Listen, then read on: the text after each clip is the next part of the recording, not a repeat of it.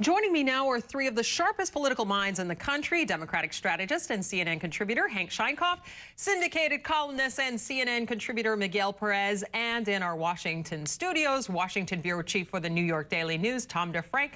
Good to have you all with us. Well, it's now coming down to the final stretch, days until the election. McCain has been essentially portrayed as a corporate capitalist. On the other hand, Obama has been portrayed as a socialist.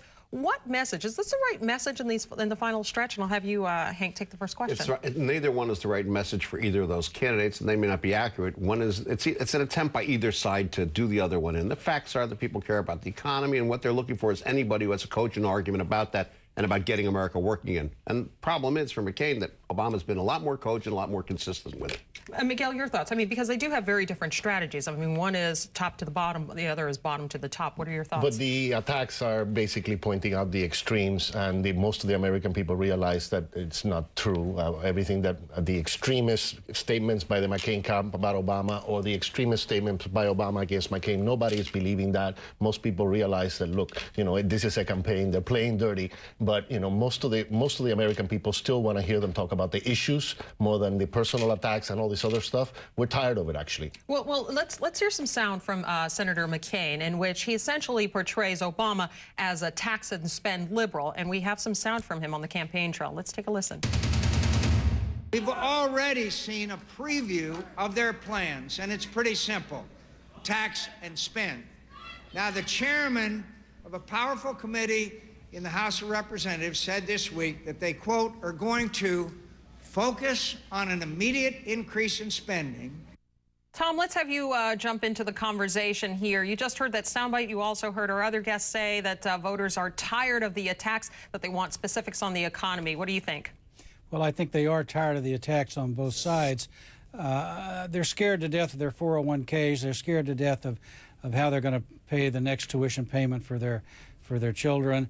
And they're not paying attention to stuff like this. I heard a radio spot this morning where Obama was allied with congressional liberals, and I don't think most people at this point are caring about that kind of rhetoric from either one of them. They want to know, they want to feel better about the direction of the country and the direction of their future, and I think that's an argument at the moment that seems to help Obama more than it does McCain. Hank, would you agree with that? That at this point, the way the economic forces are aligning, that this is clearly going to benefit Obama? No question about it. I'd like to go back to something Tom said, which is rather important. He's had a lot of experience covering this, and he might agree. They're running a campaign with that kind of rhetoric, the McCain people are, that harks back to the early 90s and 80s, where the tag liberal and tax and spend had some merit. That's not what people are interested in. And on the other side of it, Obama's running a campaign that is very directed out front. One is looking back, one is looking front, and all that is doing is making this worse for McCain. Yeah, but you know what Obama is doing? I mean, it's not like McCain is the only one on the attack here, and we have some sound from Obama in which he's criticizing McCain's policies for, he says he's going to give tax cuts to more companies that move offshore. Let's take a listen to what Senator Obama had to say. That's what Senator McCain proposed as his answer to outsourcing. He said that's, quote, simple fundamental economics. Well, Indiana, my opponent may call that fundamental economics, but we know that's just another name for Wall Street first, Main Street last. That's the kind of economic philosophy we've had for the past 8 years, and that's fundamentally wrong. Okay, so Miguel, here we see a little, it's a back and forth clearly between McCain and Obama. Is this the right message? I mean, you know, as people have said, what really matters 401ks. What are you doing to help me? What are you going to do to help me keep me in my home? And you see more of this mudslinging going on. Look, what I see is both candidates catching up to the economy kind of late. If they had, either one of them had the positions they have now when they confronted each other in the first debate, they would have run away with the election already. Unfortunately, they took a long time to decide which side they wanted to stand on, and the American people saw that the lack of leadership on the part of both of them. And we're still dissatisfied with what they're saying about the economy. I don't think anybody's really happy with either candidate about, you know, or has this confidence in either candidate that they're really going to solve the problem. Yeah, Tom, I've heard from so many people, you know, the question is, are these the only two choices? Because there's a lot of going back and forth. There's a lot of this criticism of the other guy, but not enough of, well, what's he going to do for our family? And how would you weigh in on that? Do you think that's true? Well, I guess I don't really think that's true. I think the Obama message is more strategic. The McCain message is more tactical. But Obama has the advantage of coming at this from the financial, economic, populist perspective. People are worried about the future. Pocketbook issues, bread and butter issues historically favor Democratic candidates. Look at this race. It was dead even a week after the Republican convention. McCain had the momentum. Obama was didn't seem to be doing all that well. Governor Palin gave McCain a big psychological boost. And what has happened since then? The economy has melted down, and that is the biggest single determinant for Obama's rise. It's the economic meltdown, and people are gravitating towards his message. I mean, you could say he's lucky, but I mean, this is a battlefield that is tilted in his direction rather than McCain's. Okay, we have to go to break right now, but when we come back, I want to hear from our panelists as far as what does McCain have to do essentially to stay in this fight, and we will have much more with our political panel right after this. Stay with us.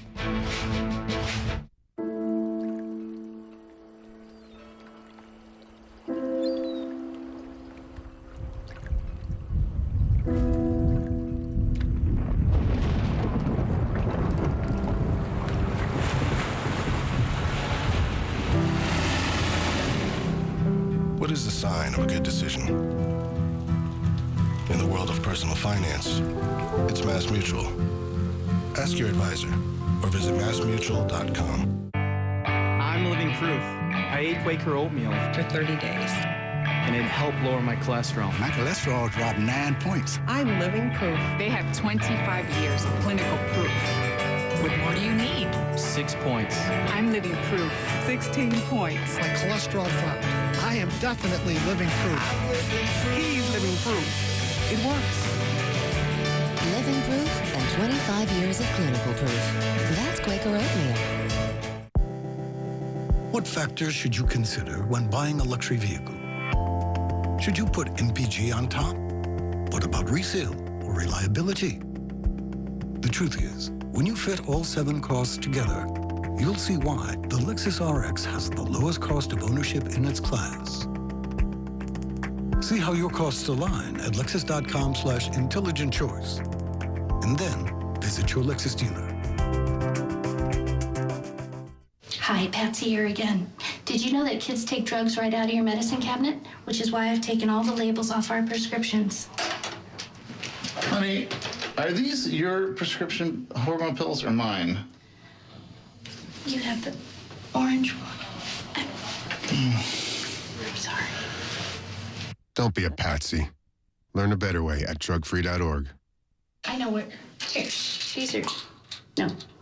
Ooh, those are bad. Let me see these. CNN Next. Stories only today's young veterans can tell. Victory, struggle, hope.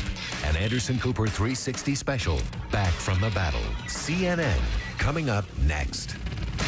Closed captioning hours provided by Vonage. For a better way to phone, call 877-4Vonage. How much can you save on your phone bill with Vonage? Vonage saves you up to $300 a year. Call 877-4Vonage or go online to 4Vonage.com. I'm back now with Hank Scheinkoff, Miguel Perez, and Tom DeFrank. Okay, Miguel, let's start with you. What does McCain have to do? I mean, is it all over for him, or he certainly still is in the fight here? Crystal ball, maybe magic, I don't know. It's slipping away fast from John McCain. I really think he has to, I don't know. In my community, for example, he's avoided the Hispanic community altogether. Both of them have, unfortunately, during the both conventions, the 3 debates, the Hispanic issues were considerably ignored by both candidates. The word immigration never came out of Obama's mouth in the 3 debates and the Democratic convention, and you wonder why. This is the guy who obviously has the majority of the Hispanic vote right now. What is he doing for these people, and what has he promised to these people? I don't understand why he has so much support in the Hispanic community. At the same time, McCain tried in the last debate to raise some of these Hispanic issues. He talked about the free trade agreement with Colombia. He talked about Hugo Chavez. He talked about NAFTA. He actually brought up the word immigration. He said that Obama is misrepresenting his position on immigration. It was too little, too late. I don't think he's going to get the Hispanic vote now. You know, we have heard a lot, for instance, in early voting, voters, African Americans turning out in very large numbers early voting, but we haven't really seen that with Hispanic voters. Why is that? Turning out? Well, nobody's talking to us. Nobody's addressing our issues. Immigration has been like the plague. It was very interesting. I saw the moderator of the last debate, and Larry King the other day, saying that the next question was going to be immigration. Well, you know, isn't that a shame that, you know, this major issue in America is being totally ignored? I mean, from both sides. It doesn't matter which side of the immigration debate you're on. We want to hear these guys talk about this. Or at least to say what their policies and what they plan to do. Now I want to turn, because we're running out of time here, but I want to turn pretty quickly to the polls. What we are seeing is, and it depends on which poll that you're looking at, because you have some polls, there's an AP poll that says it's a really narrow lead that Obama has, 1%. On the other hand, you have an ABC News poll that shows that he has a 10% lead. So what gives? Why is there such a discrepancy, Hank, in these polling numbers? Depends how the samples are drawn, depends when they're done, and frankly what the news is at the moment. But let's go today. On this past Friday, I think the Greenberg-Quinlan-Rosner Public Opinion Strategies poll, bipartisan, on NPR today, says that McCain has lost the Catholic vote with no way back, and that Barack Obama's up 11 points. Now that tells you why McCain left Michigan, and it tells you how much trouble that campaign's in. Yeah, Tom, he also, Senator Obama is ahead right now in some of these battleground states. But if you take a look at, you know, the plus or minus here, it doesn't seem that he has that strong of a lead. Your thoughts? Well, I disagree, and I also think that's not. Some polls show it close. There's one poll that shows it close. The fact of the matter is the race will tighten in the next week or 8 days. They always seem to tighten, but the battleground polls show Obama with healthy leads beyond the margin of error. Even the McCain camp is saying we've got to move this 6 points in our direction, and they think they can do that this late in the game. A 6-point spread, a 6-point move is fairly daunting, especially since they have to move it across the board. He's behind in every battleground state, not just a couple. Okay, thank you very much. We'll have to end the discussion there. Thank you, gentlemen. Tom DeFrank, Miguel Perez, Hank Scheinkoff, thank you very much for joining us, gentlemen. It is always a pleasure. And thank you for joining us. And please join Lou on the radio Monday through Friday for the Lou Dobbs Show. Go